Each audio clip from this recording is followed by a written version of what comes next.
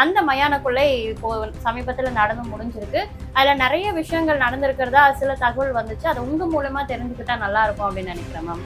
நிறைய விஷயங்கள் நடந்துச்சுன்னா நிறையவே நடந்திருக்கு. காலம் கடந்து எது ஒண்ணு செஞ்சாலுமே அது இறை வழிபாட்டுல ஆன்மீகத்துல அது சிறந்தது அல்ல. இப்ப கடந்த ஆண்டு பாத்தீங்கன்னா நிறைய திருநங்கைகள் டான்ஸ், ஆட்டம், பாட்டம் எல்லாமே இருந்துச்சு. ஆனா இந்த ஆண்டு பாத்தீங்கன்னா திருநங்கைகளே இல்லை. காலம் கடந்து அந்த திதியில பண்ணாத ஒரு விஷயம் இது ஒர்க் அவுட் ஆகுமா, சாமிக்கு இது ஏற்புடையதா இல்லையான்னு அந்த நன்கொடை அளிக்கிறவங்க யோசிக்க மாட்டாங்க. கண்டிப்பாமா. அதாவது நன்கொடை கொடுக்கறவங்க தெய்வத்துக்கு நன்கொடை கொடுக்கணும் அப்படின்ற ஒரு மன விருப்பத்தோட கொடுக்கறவங்க கண்டிப்பா யோசிப்பாங்க. மிரட்டி வாங்குறவங்க எப்படிமா யோசிப்பாங்க? அதாவது பொதுமக்களுக்கு தான் இது கோயில் திருவிழா. ஆனா அவங்களுக்கோ அவங்கள சார்ந்த திருநங்கைகளுக்கோ இது மது திருவிழா. வாலண்டரா உதவி பண்றதுக்கு மக்களும் இருக்காங்க. அப்பயே நீ தள்ளி பண்ற. கமெண்ட்ஸ்ல சில பேர் பாத்தீங்கன்னா அவங்க பண்ற இந்த விஷயங்கள் இவ்வளவு வெகு விமர்சையா பண்றது உங்களுக்கு பொறாம. நீ ஏன் ஊர் சாபத்தை வாங்கி அதுக்கு விமர்சனம் நீ தேடணும்? நீ போய் இன்னொருத்தர் நல்லா இருந்தா அவங்க நல்லா இருந்துருவாங்களா? நம்பி போறாங்களே மேம். வேற வழி இல்லம்மா. அதாவது நம்பி போறாங்கன்னா போன இடத்துல எப்படி மேம் ஒரு சண்டை சச்சரவுகள்லாம் ஏற்படுது? இதுல நிறைய முன்விரோதங்கள்லாம் இருக்கு.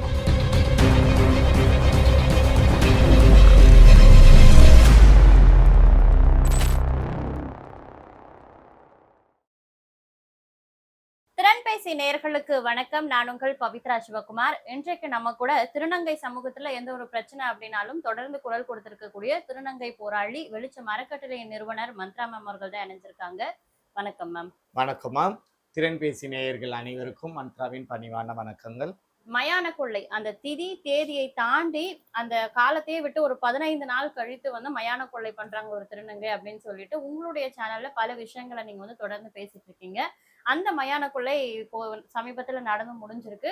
அதுல நிறைய விஷயங்கள் நடந்திருக்கிறதா சில தகவல் வந்துச்சு. அது உங்க மூலமா தெரிஞ்சுக்கிட்டா நல்லா இருக்கும் அப்படின்னு நினைக்கிறேன் மேம். நிறைய விஷயங்கள் நடந்துச்சுன்னா நிறையவே நடந்திருக்கு. எதை பத்தி நான் சொல்றதுன்னு என்னென்ன நடந்திருக்குன்னு சொல்லிட்டு உங்களுக்கு தெரிஞ்சதை நீங்க சொல்லுங்க. நீங்க கேக்குது சந்தோஷமான விஷயங்களா இல்ல சோகமான விஷயங்களா? இல்ல சந்தோஷமான விஷயமா இருந்தாலும் சோகமான விஷயமா இருந்தாலும் பொதுமக்கள் எதை தெரிஞ்சுக்கணுமோ அதை நீங்க சொன்னா நல்லா இருக்கும். அதாவது மயான கொள்ளைன்றது நான் ஏற்கனவே பேசியிருக்கேன். மந்த்ராவின் பார்வை அந்த சேனல்ல நான் பேசியிருக்கேன். அதுல நிறைய பொதுமக்கள் அதை வரவேற்றாங்க. நல்ல விதமாகவும் போன் பண்ணி பேசின கமெண்ட்ஸ்லயும் நல்ல விதமாகவே போட்டுதான் எனக்கு சந்தோஷம். மக்கள் அனைவருக்குமே நன்றி. காலம் கடந்து எது ஒண்ணு செஞ்சாலுமே அது இறை வழிபாட்டுல ஆன்மீகத்துல அது சிறந்தது அல்ல அப்படின்றது மக்களுக்கு புரிய வைக்கிறதுக்கு ஒரு சின்ன ஒரு அவேர்னஸ் மாதிரி நம்ம லாஸ்ட் காணொலியில பேசியிருந்தோம்.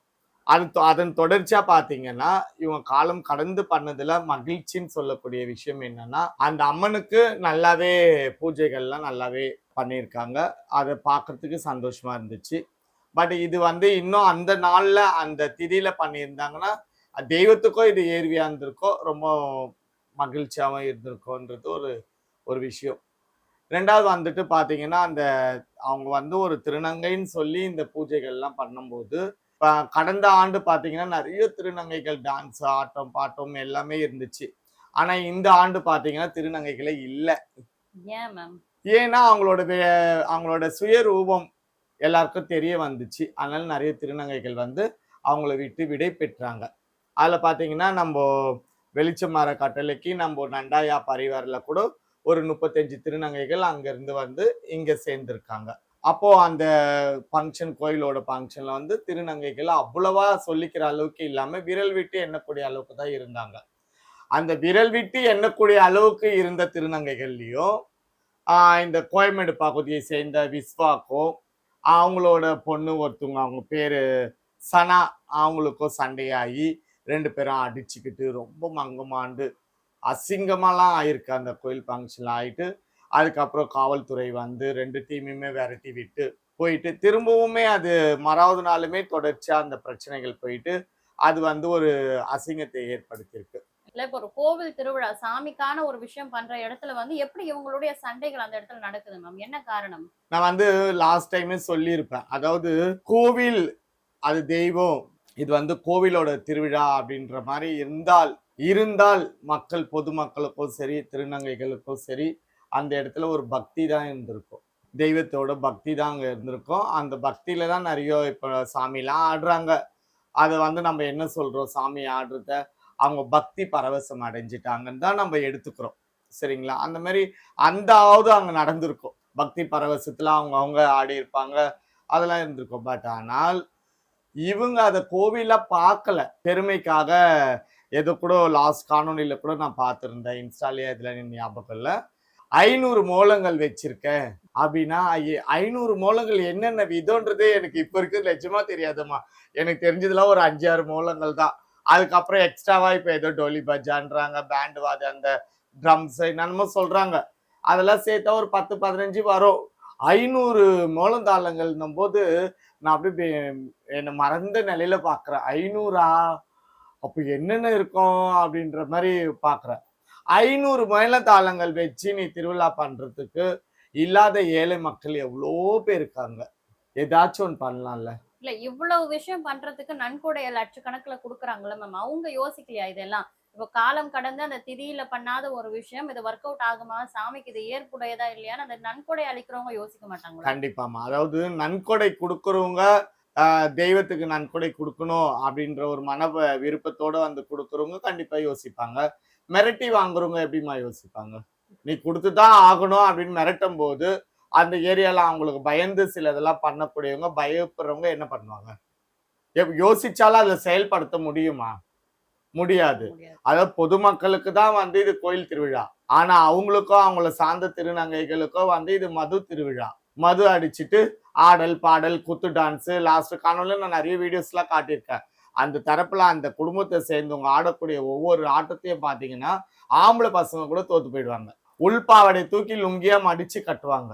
அவங்க குத்து டான்ஸ் போடுற மாதிரிலாம் கடவுளே ஆம்பளை பசங்க கூட போட மாட்டாங்க. டான்சர்ஸுங்க கூட வந்து இவங்களை பார்த்து கத்துக்கணும். இந்த மாதிரிலாம் ஸ்டெப்பு போட முடியுமான்றது. அந்த மாதிரி ஆடக்கூடிய நபர்கள் அவங்களுக்கு வருஷத்துக்கு ஒரு நாள் இந்த மாசி மாசத்துல வரக்கூடிய மயான கொள்ளை வந்து அவங்களுக்கு ஸ்டேஜ் ப்ரோக்ராம் இது. அவங்க ஆடுற பாட அவங்க மது அருந்திட்டு போதை பழக்கத்தை பண்ணிட்டு அவங்க குத்து டான்ஸ் ஆடுறதுக்கு இது ஒரு நாள். அப்ப 500 மூலம் இல்லம்மா 5000 மூலம் கூட வைக்கலாம். ஏன்னா அவங்க கூட இருக்கக்கூடிய திருநங்கைகளுக்கு வந்து இவங்க என்ஜாய் பண்றதுக்கு அவங்க ஒரு வாய்ப்பு கொடுக்குறாங்க. வருஷத்துக்கு ஒரு நாள்னா அது இந்த மயான கொள்ளை தான். இந்த இதுல வாய்ப்பு கொடுக்குறாங்க. அப்ப அவங்கவுங்க விதவிதமா ஆடதான் செய்வாங்க. விதவிதமான மூலங்கள் நீ வச்சுதான் ஆகணும். இதுதான் அங்க நடந்துட்டு இருக்கு. அதாவது உண்மையிலே வந்து தெய்வத்துக்காக அந்த இடத்துல எது ஒண்ணுமே நடக்கல. அவ்வளவுதான். அப்படி தெய்வத்துக்காக பண்ணணும் அப்படின்னு நினைச்சு பண்ணக்கூடியவங்க அந்த கரெக்டான அந்த திதியில அந்த அமாவாசையிலேயே அந்த மயான கொள்ளைன்ற அந்த நாள்லயே செய்யலாம். உண்மைதானுங்க. இவ்வளவு சப்போர்ட் இருக்கு. இப்ப சப்போர்ட் இல்ல, நான் வந்து கோவில் வச்சுட்டேன், எனக்கு வந்து வருமானம் இல்ல, அந்த கோவிலை எடுத்து நடத்துறதுக்கோ யாரும் ஆட்கள் இல்ல, எனக்கு வந்து பணமும் என்னால போட முடியல, உடல் உழைப்பை என்னால எடுக்க முடியல, ஆனா அந்த அம்மாக்கு ஏதோ ஒன்று பண்ணணும்ன்ற ஆசைகள் எனக்கு இருக்கு அப்படின்றவங்க, உதவிக்கு ஆள் இல்லைன்றவங்க ஏதோ நாட்கள் தள்ளி அன்னைய தினத்துக்கு எனக்கு ஆள் கிடைக்கல, எல்லாம் அவங்க கோயில்ல பிஸியா இருந்தாங்க, எனக்கு அந்த அம்மாக்கு பண்ணணும், ஒரு 2 நாள் கழிச்சு நான் பண்ணேன், எல்லாருமே வந்து எனக்கு ஹெல்ப் பண்ணாங்க, ஆகமத்துல என்னால முடிஞ்ச தெய்வத்துக்கு செஞ்சேன் அப்படின்றது வேற. உனக்கு லட்சக்கணக்கில் ஸ்பான்சர் பண்றதுக்கு ஆள் இருக்காங்க, காவல்துறை உனக்கு பாதுகாப்புக்கும் இருக்காங்க, உன்னோட திருநங்கை மக்களும் உனக்கு சப்போர்ட்டிவா ஸ்ட்ரென்த்தா இருக்காங்க, எல்லாத்துக்குமே எல்லா படைகளுமே உனக்கு இருக்கு, பணமும் இருக்கு, படையும் இருக்கு, வாலண்டரா வந்து உதவி பண்றதுக்கு மக்களும் இருக்காங்க. அப்பயே நீ தள்ளி பண்ற. இல்ல கமெண்ட்ஸ்ல சில பேர் பாத்தீங்கன்னா அவங்க பண்ற இந்த விஷயங்கள் இவ்வளவு வெகு விமர்சையா பண்றது உங்களுக்கு பொறாம, அவங்க நிறைய நகை போட்டிருக்காங்க அப்படின்ற ஒரு காழ்ப்புணர்ச்சியில நீங்க இப்படி எல்லாம் பேசுறீங்க அப்படின்லாம் சொல்றாங்களே. ஆமா, எனக்கு பொறாமன்னா நான் ஒரு கோவில் வச்சுட்டு நான் இந்த மயான கொள்ளை பண்ணிட்டு ஐயோ என்னை விட இவங்க நல்லாவே பண்றாங்களே, இவங்க 500 மூலம் வச்சிருக்காங்களே, நம்மளால ஒரு 5 மூலம் கூட வைக்க முடியலையே அப்படின்னால அது எனக்கு பொறாம. கோவில்ன்ற ஒரு சீனே என்கிட்ட கிடையாதும்மா. மந்த்ரா வந்து ஆன்மீகவாதி கிடையாதுன்றத நான் ஆரம்பத்துல இருந்து சொல்லிட்டு இருக்கேனே. நான் ஆன்மீகவாதி கிடையாது. ஆன்மீகத்தை கையில எடுத்து ஆன்மீகத்துல நான் பொழப்பு பொழைக்கணும்னு நான் நினைக்கல. நான் ஒரு திருநங்கை, அவ்வளவுதான். நானும் தான் விபூதி போடுறேன், நான் போறேன், திடீர்னு ஒரு அம்மா வந்து அம்மா ஒரு ₹1 கொடுங்கம்மான்னும் போது அது அவங்க திருநங்கை கிட்ட வாங்கி அவங்க பழகிட்டாங்க.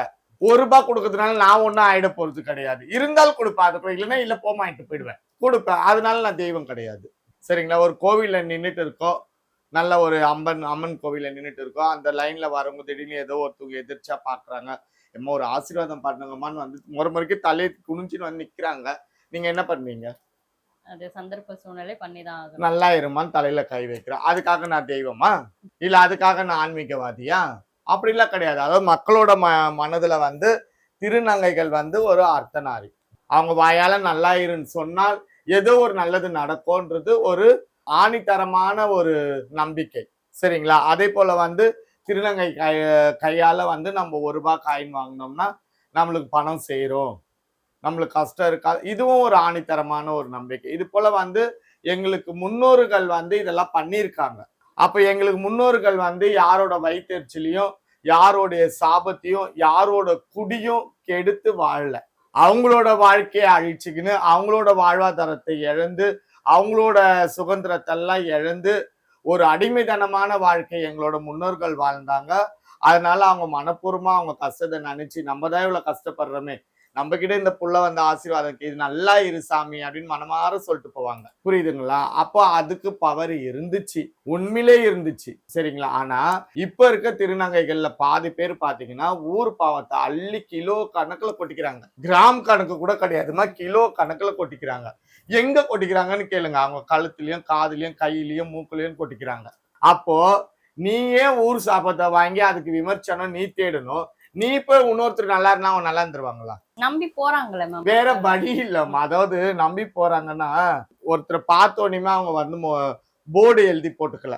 சரியா? நான் பிராடு, நான் முள்ள மாறி, நான் முடிச்ச வைக்கின்னு போர்டு போட்டுக்குன்னு தெரியல. அப்ப இவங்களை பார்த்தோன்னே ஒரு திருநங்கை இவங்க ஏதோ ஒரு கோயில் வச்சு போனா ஏதோ நமக்கு நல்லது நடக்கும் அப்படின்றதுதான் போறாங்க. போனதுக்கு அப்புறம் இவங்க ஏமாந்ததுக்கு அப்புறம் இவங்க பணம் பறி போனதுக்கு அப்புறம் தான் தெரியும், ஐயோ இவன் ஒரு பிராடா, இவங்கிட்ட வந்து நம்ம ஏமாந்துட்டோமே அப்படின்றது. சோ இது நான் என்ன சொல்ல வரேன்னா, இது அனைத்துமே வந்து எல்லா திருநங்கைகளுமே இப்படிதான் அப்படின்னு நான் சொல்லல. ஒரு சில திருநங்கைகள் வந்து கடவுளுக்கு பயந்து இன்னைக்குமே வாழ்றாங்க, இன்னைக்குமே உண்மையான ஆன்மீகத்துல நான் நிறைய வாட்டி சொல்லியிருக்கேன். சோ அந்த மாதிரியே இருக்காங்க. ஆனா மக்களால வந்து கண்டுபிடிக்கிறது கஷ்டம். ஏன்னா நிறைய பேர் வந்து நிறைய பேர்கிட்ட ஏமாந்துதான் அந்த ஏமாற்றத்தை தான் சந்திச்சிருக்காங்களே கண்டி உண்மையான ஒரு நபரை வந்து மக்கள் சந்திக்கல.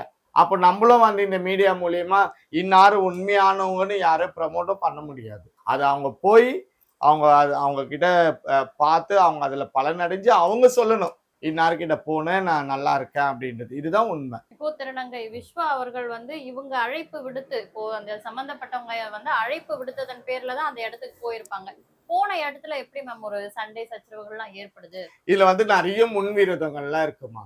முன்விரோதங்கள் இருக்குன்னு தெரிந்தும் தான் அங்க போயிருக்காங்க. ஆமா. அதாவது ஒண்ணு புரிஞ்சுக்கோங்க. ஒரு காலத்துல வந்து திருநங்கைகள்ல அப்பெல்லாம் வந்து இந்த மயான கொள்ளைன்றது அவ்வளோ ஃபேமஸ் கிடையாது. சரிங்களா?